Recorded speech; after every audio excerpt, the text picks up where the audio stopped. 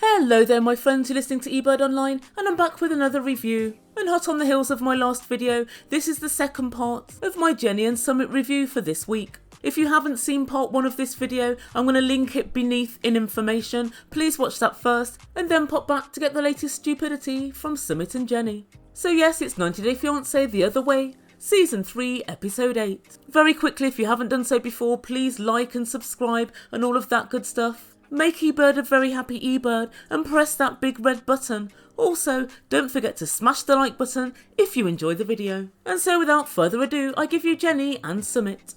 So when we first see Jenny this week, she's off to meet one of her friends and she tells us it's the only friend she has in India. Guys, that includes Sumit.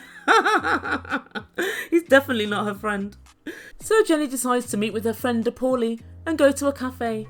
And they sit down and Dipali asks, "How's it going?" And Jenny explains to her that she's still not getting on with Sumit's parents.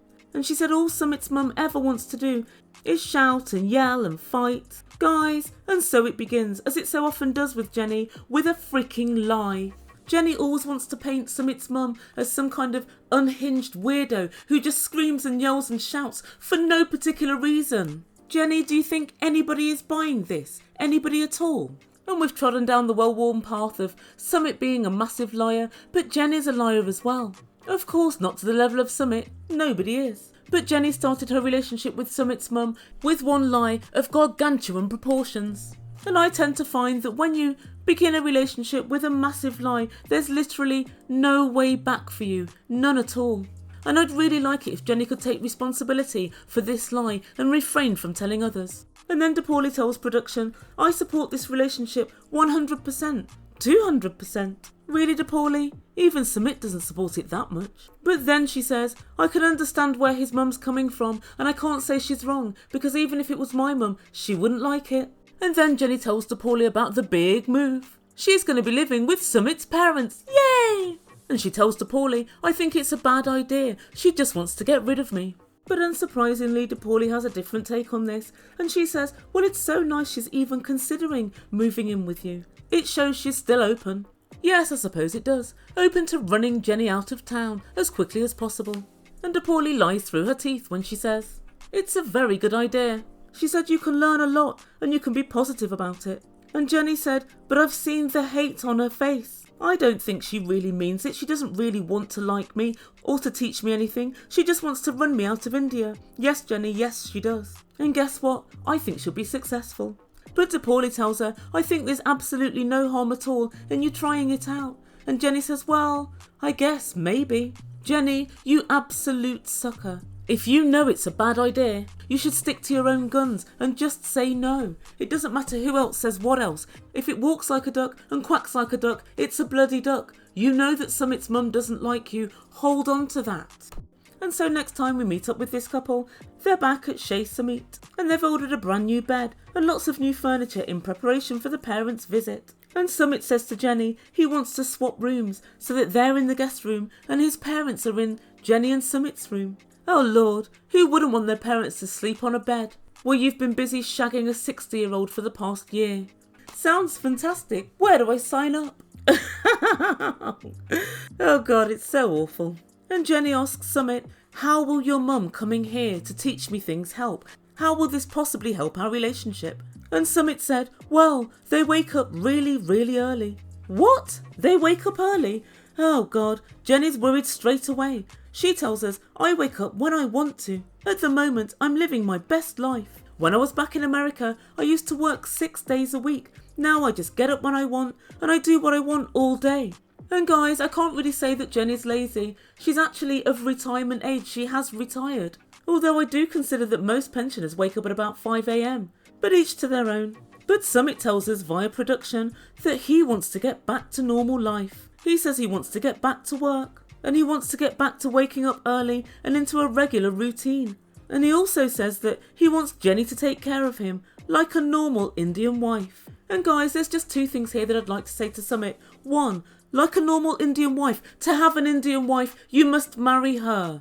And the second thing is, a normal Indian wife is taken care of by her husband financially. So get out there, find a job, let Jenny save and keep all of her money, pay the rent, pay for your living expenses, and then it's an entirely reasonable expectation that Jenny cooks and cleans and pampers you. I've got a feeling that Sumit wants his cake and to eat it. And Sumit says to Jenny, for sure my parents will give us a hard time. They live a very different lifestyle to the one that we live, so we need to shift to the lifestyle that they live. And Jenny said, I'm going to try my best. Oh Jenny, that's not going to be good enough. Not by a long shot. And she continued, but what I want from you, Sumit, is for you to have my back. Don't throw me under the bus. Please defend me if they're coming at me. And then Sumit said something which was very telling. He said, if they're saying something, let them say it. I can't stop them, otherwise there'll be arguments. Well, Sumit, you better decide which you want, because if you don't stop them, there'll be arguments from Jenny. And if you stop them, there'll be arguments from your parents. You better get to choosing which you want. And he finished off by saying, we need to let my parents know we're happy together, so just be happy and just be polite. And so next up, we see Sumit's parents in the back of the taxi. For today's the day. They're on their way to move in with Sumit and Jenny. And Sumit's mum is chatting rubbish as per usual. Oh God, guys, I'm beginning to get very, very bored of Sumit's mum. Please wake me up when she's gone. And so from listening to Sumit's mum's chat in the taxi, it seems to me that Jenny's very realistic worries about what's to come are well founded. Sumit's mum says she wants to see the conditions in which Jenny lives. She also, amongst other things, says that Jenny is stubborn like a child, but she'll see if she can teach her anything. Now that's not the can-do attitude, is it now, Summit's mum? Meanwhile, whilst Summit's mum is still shit-talking Jenny, we see Jenny frantically cleaning the kitchen. And guys, I think this is a good thing because last time I noted the kitchen was rather messy and dirty, and everything was everywhere. And I've got to say, every time my mother-in-law comes over, I make sure I have an extremely thorough clean. Go on, Jenny, make sure that no stone is left unturned. And so Summit's parents finally arrive and they sit down in the living room. Summit's mum's eyes are immediately drawn to a coffee table, and it kind of looks as if there's, I don't know, those heat rings, you know when you put a cup of coffee down and it marks the table? And she points to these and says, what's this? And Jenny said, that's what happens every time we put a drink on this table. Oh Jenny, have you never heard of coasters? This is the kind of thing that Summit's mum means. You don't know how to keep a proper house. Guys, I've got a feeling that Jenny's going to give her all the ammunition she needs. And so Sumit said, come on, let's have a tour of the house. Oh great, let's do it. And they start the grand tour. Room number 1 was the kitchen, and that's where the tour ends. Guys, this kitchen was an absolute nightmare. The sink was filthy, and although Jenny had tidied and the pots were done, there were all food containers all over the kitchen worktop, and it was kind of not necessarily massively dirty, but in disarray. And when Summit's mum looked down, she could see that the floor was not at all clean, and the bin hadn't even been emptied. Jenny, what's wrong with you? Literally, what's wrong with you? But it would seem that Summit's in his stride now. Sumit says, get the broom. And Jenny said petulantly like a child, I don't know where the broom is. And his dad said, that's because she doesn't sweep. And I can see very quickly that this is going to be 3 against 1. Obviously Jenny does sweep, because otherwise the floor would be a lot dirtier than it is. His mum's managed to find dirt on the floor underneath the work surfaces. But according to Jenny, she does the housework every day. Oh right, whose house do you do that in then, Jenny? By the looks of things, not your own. Certainly not your own. But guys, in all honesty, we knew that Summit's mum was going to be looking for any speck of dirt. Jenny, you should have done your cleaning a lot better before she arrived. You should have made sure she found nothing to hang her hat on. You've almost given her this win, and so early in the day. How ridiculous you are. And Jenny tells production, well goddamn man, if this isn't going exactly the way I knew it would. This is my dirty kitchen. Well Jenny, if this is how you knew it would, why didn't you clean before they came? And Jenny said, I wish they'd leave right now. Jenny, they've only just arrived. If you'd have had it clean, there might have been nothing for them to say, but instead, there's plenty to say. But then Summit's mum takes it a bit too far. She complains there's mosquitoes here. That's because you live in India, where mosquitoes live. That's why that is. Oh good lord, next I'll be blaming Jenny for malaria. And Summit's mum said, doing the housework and cleaning is a daily job. Summit's mum, Jenny does do the housework daily, but we've yet to find out at whose house, certainly not her own. And Jenny begins sweeping. It seems as if she's brought her brush from Mississippi in the 1930s. It's basically a branch with a load of twigs on. Jenny's brushing in the manner of a 2-year-old.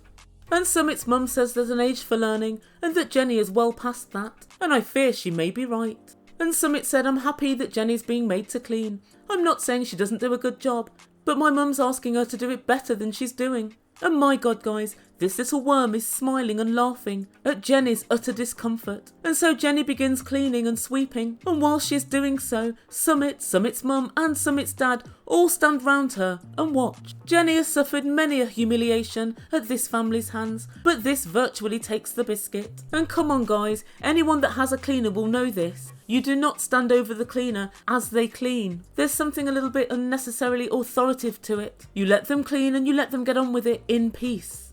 And Jenny tells us, Summit's mum is trying to make me look bad, she's trying to make me feel bad, and she's trying to say that I'm not good enough for her son. Partly true, but Jenny, you're really helping her in making you look bad. And this is just indicative of how Jenny conducts her life. She helps others to make her look bad. And as she's on her hands and knees sweeping, Summit's mum says, sweep! Are you suffering from bloody Tourette's? She's already bloody sweeping. Sumit, this is where you need to come in and say, Mum, she's doing it. Leave her. And Summit's mum, very helpfully, kicks a bit of rubbish towards Jenny in order that she can sweep it. And then when Jenny fills the dustpan, his mum helpfully directs her, put it in the bin. What did you think she was going to do? Throw it in the air like confetti? Sprinkle you and your husband with it? Come on now, guys. This is the first couple of hours of day one. Just wait till they get into their stride. And that's where we end things for this week. So what does the Ebird make from all of this? What's happening to Jenny is exactly as we predicted.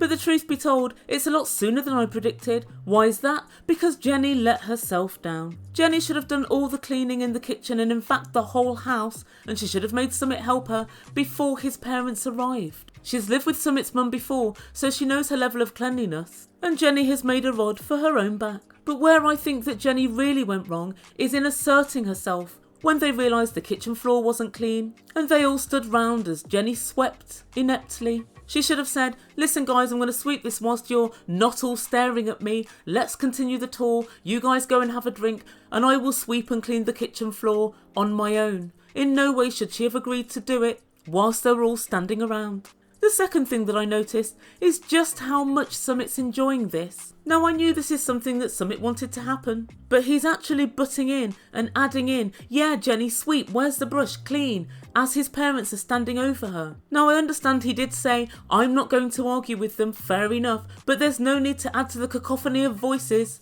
that are calling Jenny useless. That's what you're doing, Sumit. Guys, put in comments below what you would have done if you were in that situation. I know for a fact I wouldn't be cleaning whilst people are standing watching me. And Summit's the televisual equivalent of a can of deodorant that's virtually run out.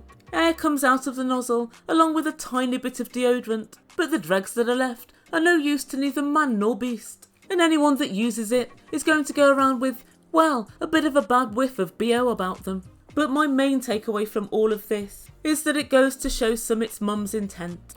She felt strongly enough in her dislike of Jenny for her to get Sumit secretly married whilst Jenny's back was turned. She feels strongly enough to go and live with Sumit for months on end in order to dislodge and, well, basically get rid of Jenny and to run her out of town, as it were. She feels extremely strongly. She's leaving no stone unturned. I believe she won't cease her fight until she sees Jenny running back to America with her tail between her legs. So guys, let me know what you think. Do you think Jenny has the mettle to withstand Summit's mum? I certainly don't think she does. I think when you find in life somebody that's as single-minded as Summit's mum into getting something done, you're on a losing path. But the worst thing about this is that we also know Sumit doesn't really want to get married to Jenny. Not really, otherwise they'd just be married. And let's face fact, until this point, Jenny was kind of low-key winning. Now obviously she wasn't married, but she is living with Sumit as man and wife in her own home, and as she said, I'm living my best life at the moment. I love my life with Sumit, and it's basically the life of a retired person, just doing what they want when they want, having enough money in the country they're in to live on, and live quite comfortably. And so Jenny was winning, but she's not now because she's living uncomfortably with the in-laws. Her enjoyment of life is going to be in sharp decline from now until the moment Summit's mum leaves. And I don't think she's going to be able to withstand it. I predict she'll be back in America before we know it. So guys, let me know what you think. Please put your comments down below because I'd love to get your take on it. And very quickly before I go, subscribe to my channel. Make Ebird a very happy Ebird, and also don't forget to smash that like button if you've enjoyed this video. Thank you guys so much for listening. You've been listening to Ebird Online, and I bid you good day.